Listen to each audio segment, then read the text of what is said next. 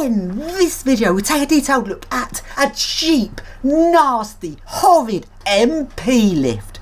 These lifts are crap. They are so bad. They actually make Dewhurst generics look somewhat reasonable. That really shows how bad they are. Who would install this rubbish? Well, these lifts are usually installed by very small generic companies, like companies are just bad and horrible.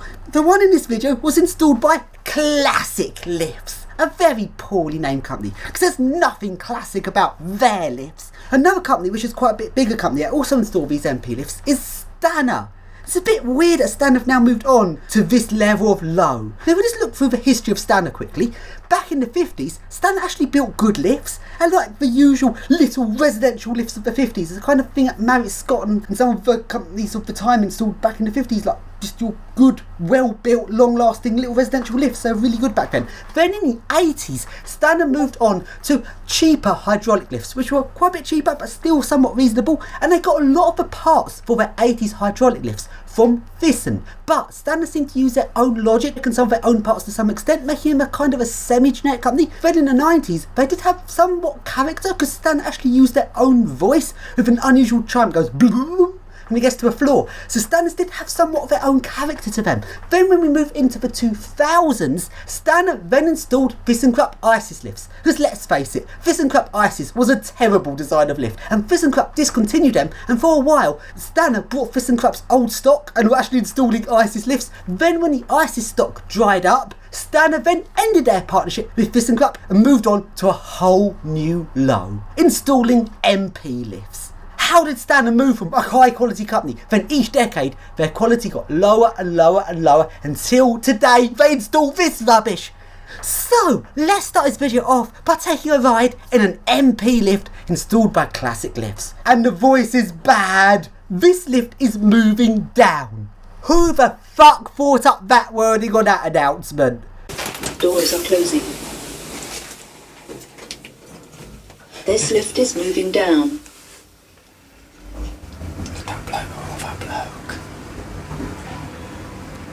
Floor 0.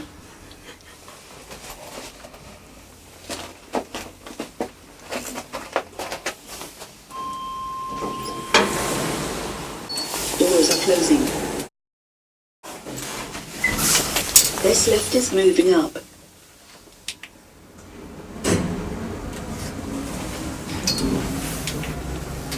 Floor 2.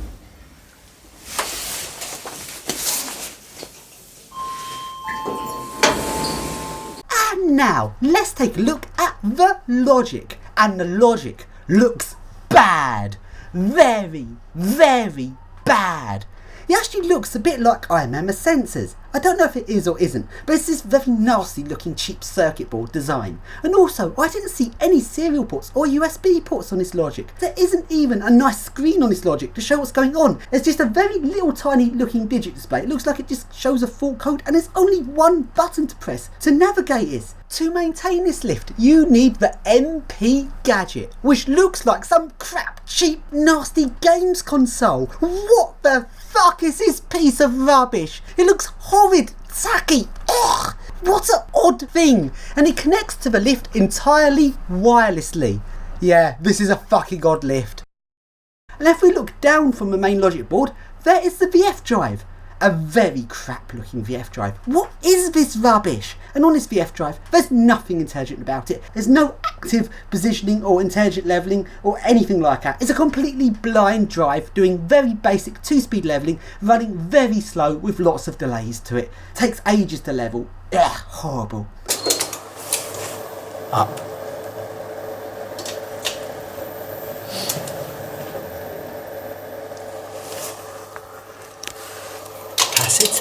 Yeah, a bit close to it. It's absolutely terrible, isn't it? It's like one of the worst lift logics I've ever seen. Now if we look up at the top of the cabinet, there is a UPS. This UPS keeps the logic powered if the power goes off to the lift. Let's test it by switching the lift off. So we switch the lift off, the lift goes out of service, but the logic still seems to be powered. The UPS seems to work. Let's see if it's lifting. Do we still run it then? That's just to preserve the logic.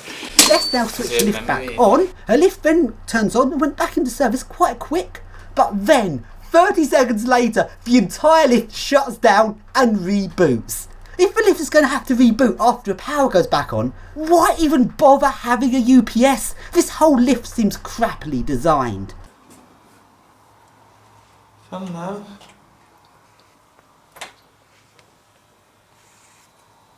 That's the nastiest thing I've ever seen. And now, let's get on top the lift. And the car top looks cheap. Not the cheapest I've seen, but still very cheap. No proper chassis on it, it looks bad. Now we look into the shaft, there is a positive thing I have to say about this lift. And that is the metalwork that a motor sitting on seems quite heavy and well built. Now, most MRLs, the weight of the lift is sent down the lift tracks. So on the right hand side is the cabling from one end of the lift, so half of the weight of the car is supporting the lift track on the right hand side. On the left hand side, the entire weight of the counterweight, half the weight of the lift car and the weight of the motor is supported. And on quite a lot of lifts, all of this weight on the left hand side is supported down just one of the lift tracks. Because like on an EcoDisc, the motor, counterweight and half the car weight is all supported down the left hand lift car track. But on this cheap generic lift, look at the metalwork. It evenly supports this weight, which is 3/4 of your total weight, because it's all of the counterweight, a motor and half the lift. So that's roughly 3/4 of your entire suspended weight. And it's spread evenly between 3 lift tracks, the 2 counterweight tracks and the left hand lift car track. That's actually nicely supported. I didn't expect that this cheap lift would be nicely supported like this. And it does seem quite heavy duty, although with that said, this metalwork is painted steel, meaning that if ever any of that paint was to flake off, it'd start rusting. Not as good as if it was aluminium, which is what most proper lifts have for their supporting metalwork in the modern day. Anyway, let's now surf this lift.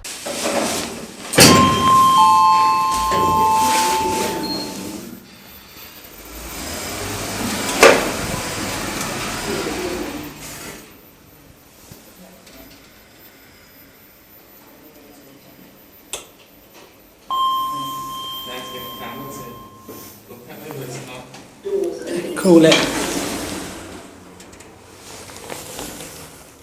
Call it.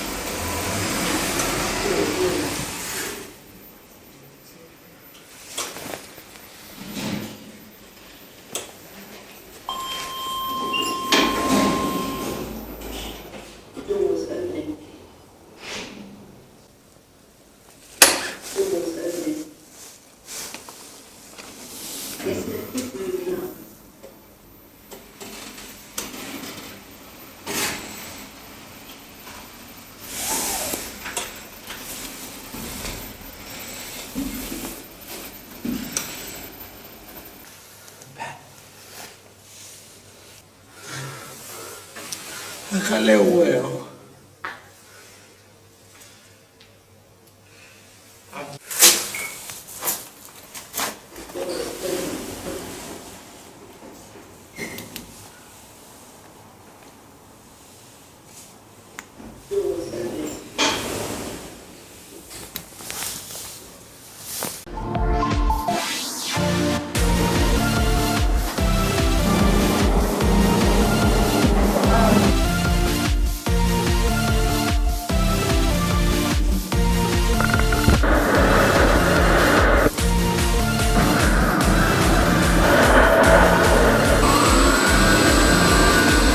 Good, I'll do that.